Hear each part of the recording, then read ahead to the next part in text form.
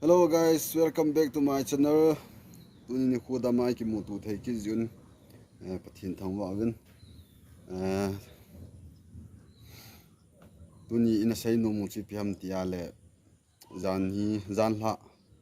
ken zan la kan mu do pan hin. Ka mu do nang sei daw tin.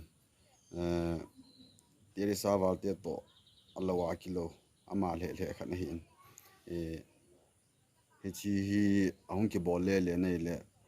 mun khat na hin isu pinu tere sawal te dan hin ong ki seitan chi gela le pu na nom le jinga ji chu isu pinu tere sa hin tere sawal te hin khoi phalo bia om de hi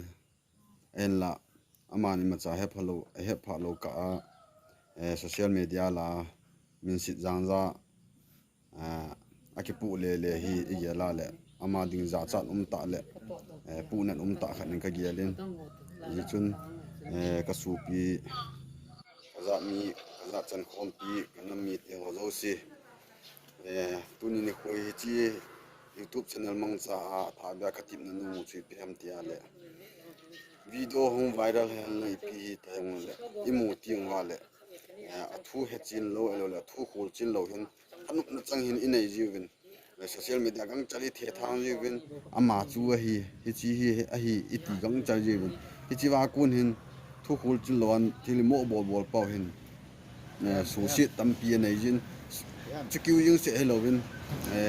tu di mona gal le tu nei hi win gal nei hi win min hi chana i mu si nu elo le inu si nu ba ho le ho ka hi ta hi to bong thil iki bol kha ji te ho hin inam pi wa ding om min si na len ta hi ti ka sei do ni ji chun ka su pi ka u ka nau ka na mi te ho ta bong te ho hi i mu ting le tu kal i hil te a hi atan hi kha on la hil the pho the su pi un na elo le achung thu sei ding a lom no su ke na nan te ho ta bong thu a kha kum na te na ji chui nam pi di wa na za sei bong ma chu min si na len ta kha